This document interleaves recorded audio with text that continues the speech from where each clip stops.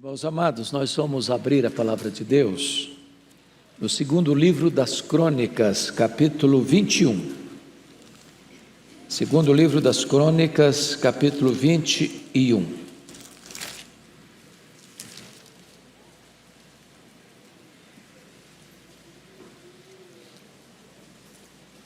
Após a leitura, você mantenha a sua Bíblia aberta nesta passagem, por favor. O reinado de Jeorão. Descansou Josafá com seus pais e foi sepultado com eles na cidade de Davi, e Jeorão seu filho reinou em seu lugar. Teve estes irmãos, filhos de Josafá: Azarias, Jeiel, Zacarias, Azarias, Micael e Safatias. Todos estes foram filhos de Josafá, rei de Israel. Seu pai lhes fez muitas dádivas de prata, ouro e coisas preciosas, e ainda de cidades fortificadas em Judá. Porém o reino deu a Jeorão por ser o primogênito. Tendo Jeorão assumido o reino de seu pai, e havendo-se fortificado, matou todos os seus irmãos à espada, como também alguns dos príncipes de Israel. Era Jeorão da idade de 32 anos quando começou a reinar, e reinou 8 anos em Jerusalém. Andou nos caminhos dos reis de Israel, como também fizeram os da casa de Acabe, porque a filha deste era sua mulher, e fez o que era mal perante o Senhor. Porém o Senhor não quis destruir a casa de Davi por causa da aliança que com ele fizera, segundo a promessa que lhe havia feito de dar a ele sempre uma lâmpada e a seus filhos. Nos dias de Jeroão se revoltaram os edomitas contra o poder de Judá e constituíram o seu rei, o seu próprio rei. Pelo que Jeorão passou adiante com todos os seus chefes e todos os carros com ele. De noite se levantou e feriu os edomitas que os cercavam e os capitães dos carros. Assim se rebelou Edom para livrar-se do poder de Judá até o dia de hoje. Ao mesmo tempo, se rebelou também Líbna contra Jeorão, porque este deixara ao Senhor, Deus de seus pais. Também fez altos nos montes de Judá e seduziu os habitantes de Jerusalém à idolatria e fez desgarrar a Judá.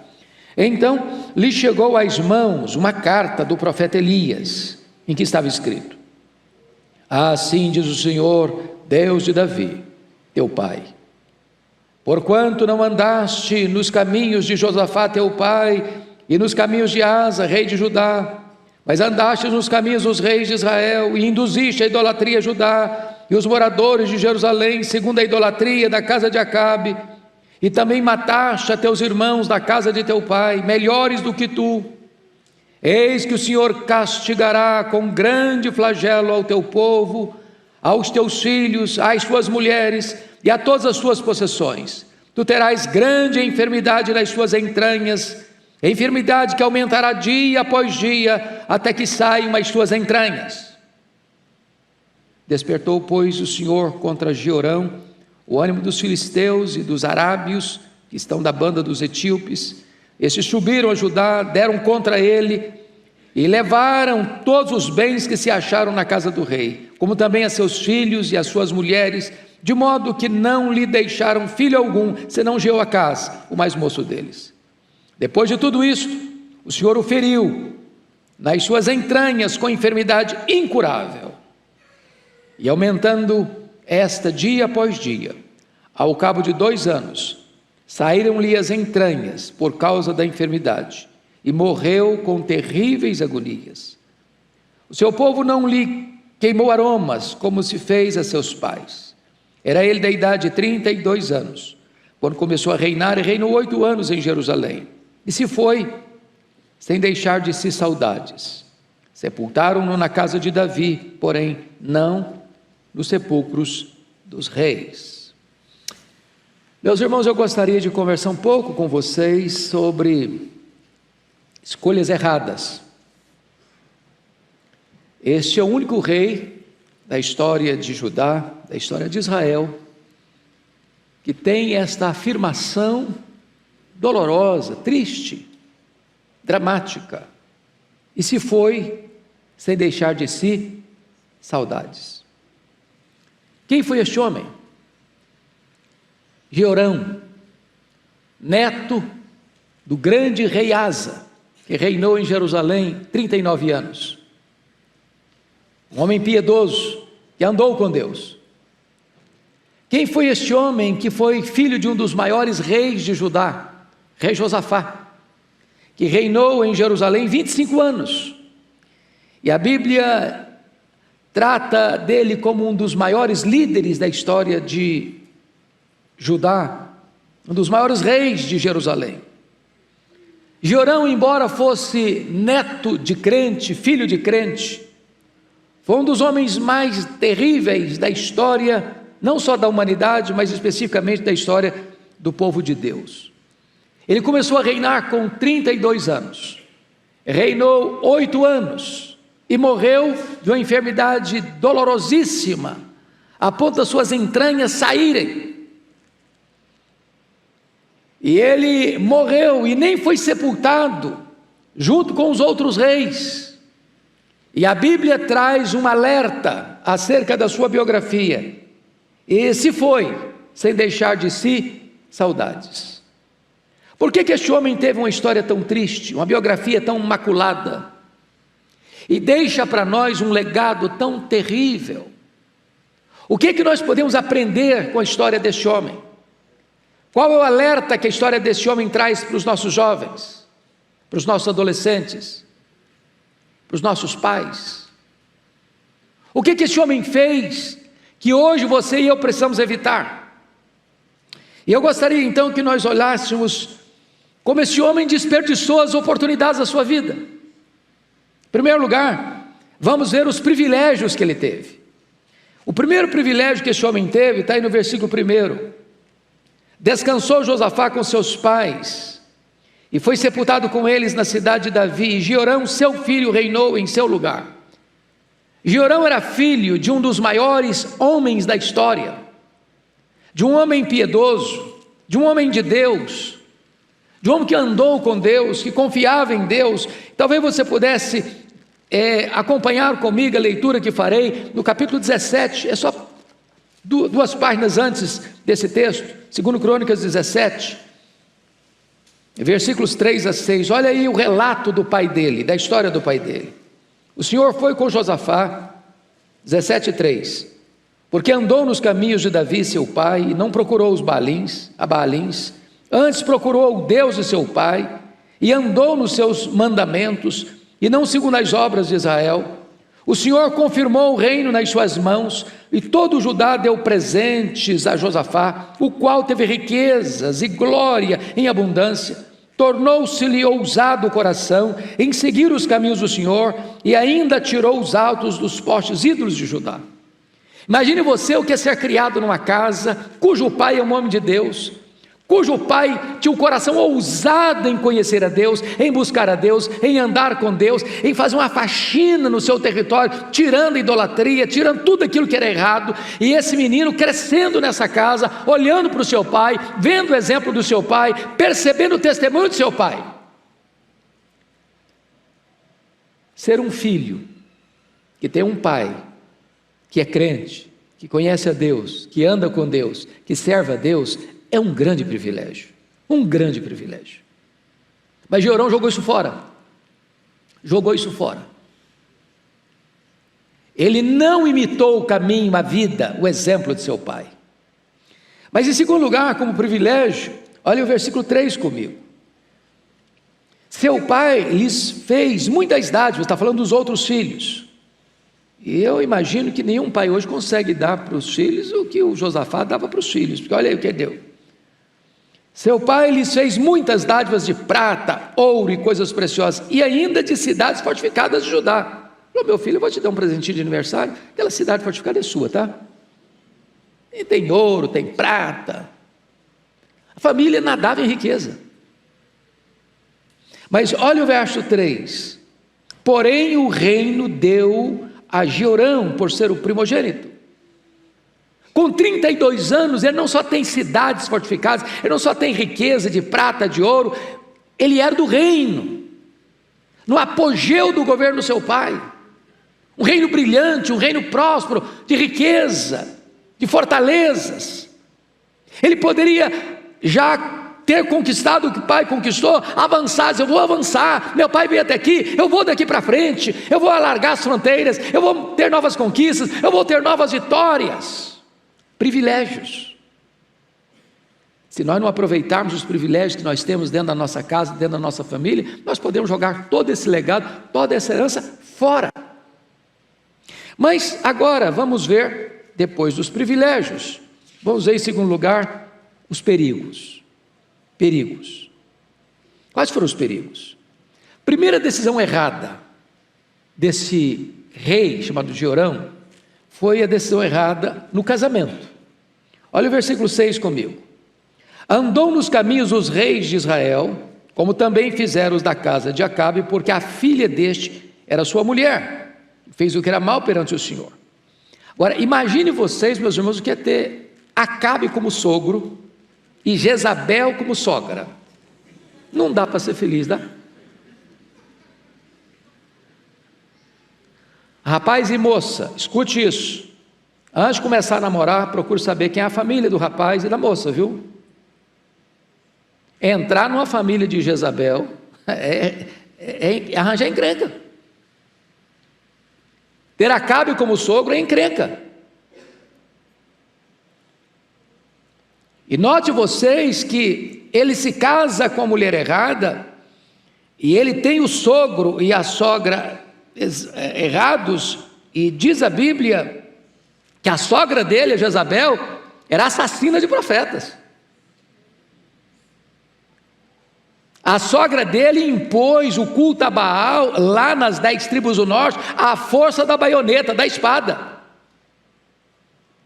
E ele tinha 32 anos, ele não era um adolescente mais, ele era um rapaz, já com a cabeça formada, já com estrutura emocional, pelo menos se esperava, para saber fazer as suas escolhas. E eu vou dizer para vocês, meninos, vocês jovens, se vocês errarem no casamento, vocês encrencaram a vida toda. E uma palavra para os pais, para as mães, vocês precisam estar mais atentos sobre o namoro dos filhos. Se preciso for, interfira. É melhor ver seu filho e sua filha chorando um pouco agora, do que sofrendo a vida inteira. Se errar no casamento, a família toda está encrencada. A Bíblia diz: andarão dois juntos se não houver entre eles acordo. A Bíblia diz que você não deve se associar com os ídolos, com as trevas. Então é hora de você, rapaz, você moça, você pai, você mãe, estar atento, com as antenas ligadas sobre a questão do namoro dos filhos. Segunda decisão errada desse moço, desse rei, foi a decisão errada com respeito à família. Olha comigo, por favor, o versículo 4. Tendo Jeorão assumido o reino de seu pai e havendo-se fortificado, matou todos os seus irmãos à espada, como também alguns dos príncipes de Israel. Você já pensou um negócio desse? Com quem que ele aprendeu isso? Negócio de matar. Não foi com o pai dele, não foi com o avô dele, foi com a família da mulher dele. Você percebe que esse moço não tem amor familiar, ele teve exemplo dentro de casa, mas ele foi aprender errado com a família da mulher dele, que era uma família toda assassina, que mandava matar.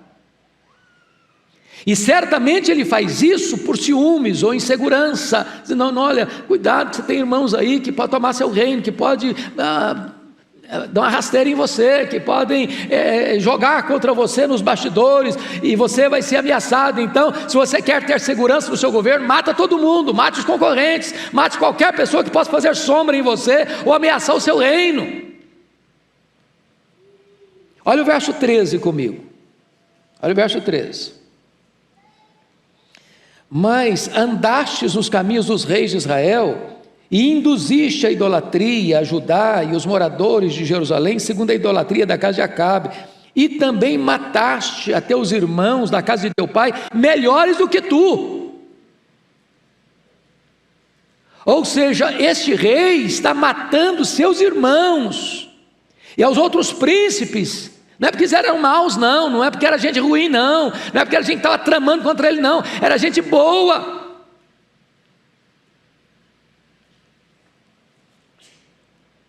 decisões erradas com respeito à família. Família é para se amar, família é para se respeitar, família é para se cuidar.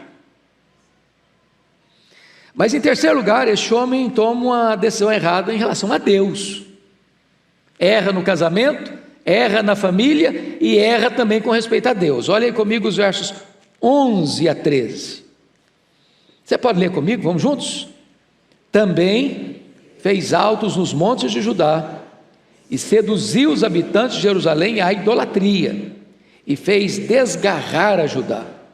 Então lhe chegou às mãos uma carta do profeta Elias, em que estava escrito: assim diz o Senhor, Deus de Davi, teu pai, porquanto não andaste nos caminhos de Josafá teu pai, e nos caminhos de Asa, rei de Judá, mas andaste nos caminhos dos reis de Israel, e induziste a idolatria e os moradores de Jerusalém, segundo a idolatria da casa de Acabe, e também mataste a teus irmãos da casa de teu pai, melhores do que tu, e vai seguindo a história aí, até o versículo de número 17, mostrando que agora Deus iria puni-lo, punir a ele com enfermidade, punir ao seu povo com grandes sofrimentos, punir a sua própria família, seriam levados escravos, cativos.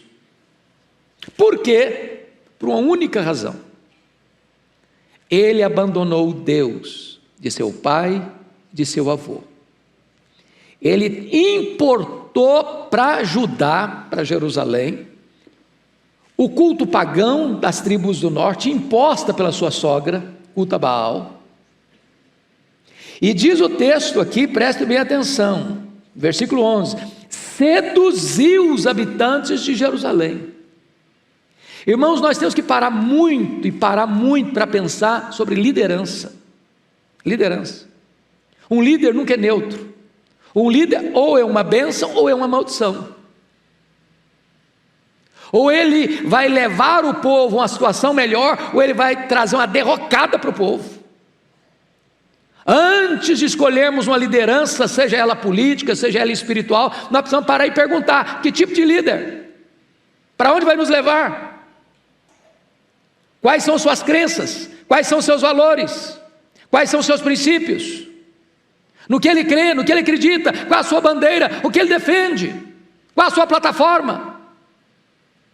E diz o texto que esse rei, por ter se casado com a filha de Acabe, a filha de Jezabel, importa para Judá as mesmas práticas do reino do norte, e seduz e induz o povo à idolatria, à rebelião contra Deus.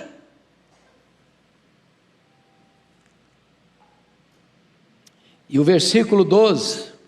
versículo 11, a parte final diz: e fez desgarrar a Judá. Levou a nação inteira para o abismo, levou a nação inteira para a idolatria, levou a nação inteira a abandonar o verdadeiro Deus. E a Bíblia diz que feliz é a nação cujo Deus é o Senhor. Meus amados irmãos, quando um líder tenta levar uma nação para longe de Deus, esta nação está cavando o seu próprio abismo, a sua própria sepultura. Sua própria sepultura. Mas então agora vamos em terceiro lugar ver os prejuízos. Então, são 3 P's para vocês guardarem: privilégios, segundo, perigos, terceiro, prejuízos. Pode repetir essas 3 palavras comigo? Privilégios, perigos, prejuízos. Quais são os prejuízos? Primeiro prejuízo: Deus castiga o povo, a família e o rei. Vejam vocês que a partir do verso 12, Deus começa a mostrar para ele os problemas que ele vai enfrentar. Então, versículo 14 começa dizendo o seguinte: eis que o Senhor castigará com grande flagelo ao teu povo, aos teus filhos, às tuas mulheres e a todas as tuas possessões. Então, note você que não sobra nada: a nação, a família e a economia, os teus bens, as tuas possessões.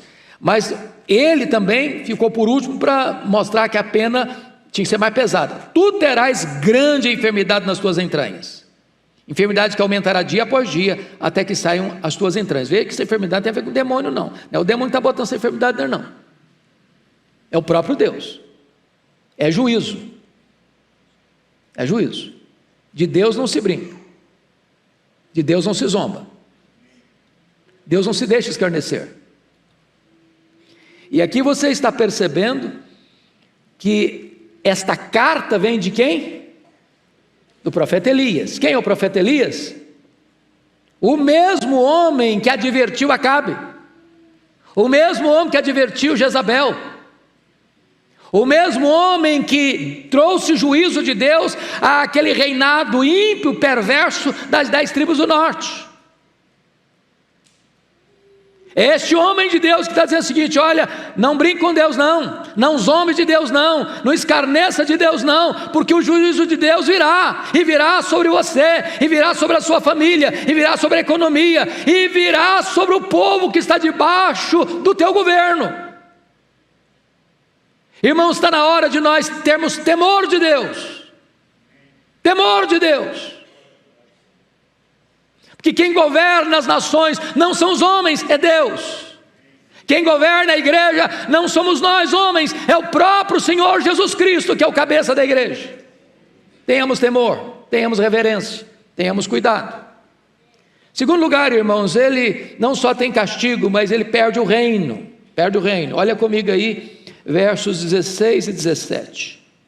Despertou, pois, o Senhor contra Jeorão o ânimo dos filisteus e dos arábios, que estão da banda dos etíopes. Estes subiram a Judá, deram contra ele e levaram todos os bens que se acharam na casa do rei, como também os seus filhos, as suas mulheres, de modo que não lhe deixaram filho algum, senão Joacás, o mais moço deles. Preste atenção nisso. Quem está trazendo essas nações contra Judá é o próprio Deus. Como o próprio Deus mais tarde vai trazer a Babilônia contra Jerusalém. Irmãos, o povo de Deus é forte se está na presença de Deus. O povo de Deus é fraco se rebela contra Deus. A igreja é forte quando ela é santa, pura, quando ela, como esta igreja, tem buscado servir a Deus, fazer a obra de Deus. Enquanto a igreja busca Deus, leva Deus a sério, santifica a sua vida, faz a obra de Deus, ela é forte. Mas se ela abandona Deus, se ela abandona os princípios de Deus, se ela deixa de servir ao Senhor, então ela não tem força, Deus a torna fraca. Foi o que Deus disse para Josué, quando houve pecado lá na cidade, quando estava lutando contra Ai. Deus disse o seguinte: olha, enquanto tiver coisa contaminada aí, eu não serei convosco, e enquanto não tirar o pecado do arraial, não podereis resistir aos vossos inimigos. A igreja é forte quando ela anda com Deus. Você é forte quando você leva Deus a sério. Mas ele não perdeu só o reino, ele perde a família também, porque o verso 17 diz que levaram os filhos, as mulheres, perdeu tudo. Mas tem mais, ele perde a saúde.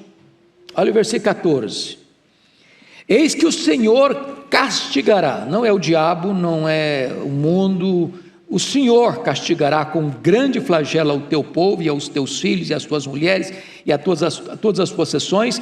E versículo 15: tu terás grande enfermidade nas tuas entranhas. É Deus quem está dizendo isso. Então Deus é o Deus que fere e o Deus que sara. Tem muita gente que acha que a enfermidade só vem do diabo, que a enfermidade só é fruto do pecado particular. Então Deus não tem nada a ver com isso. Não, há enfermidades que o próprio Deus estabelece para juízo. Onde não há arrependimento, há juízo. E o texto nos mostra no verso de número 15, que esta era uma grande enfermidade. E é uma enfermidade que aumentará dia após dia. E diz que o final dessa enfermidade, versículo 15, até que saiam as tuas entranhas. Eu fico imaginando o drama. E eu fico imaginando a sentença. Não adianta procurar médico, não adianta procurar recursos em outros países que têm tecnologia mais avançada, a sentença está lavrada. E olha o que acontece, ele perde a vida. Ele perde a vida também. Olha o versículo 18 e 19. Pode ler comigo? Vamos juntos? Depois de tudo isto, o Senhor o feriu nas suas entranhas, com enfermidade incurável. E aumentando esta dia após dia, ao cabo de 2 anos, saíram-lhe as entranhas por causa da enfermidade, e morreu de que maneira? Com terríveis agonias. Perdeu a vida. Perdeu a vida. Cuidado, cuidado, porque Deus é um Deus cheio de graça e misericórdia, mas Ele não se deixa escarnecer. Onde não tem arrependimento, tem juízo. Mas esse homem finalmente perde mais do que o reino, mais do que a família, mais do que a saúde, mais do que a vida. Ele perde mais do que tudo, ele perde o prestígio. Há muitos homens que sofreram na vida, mas que morreram e deixaram um legado. E seu nome é notório na história.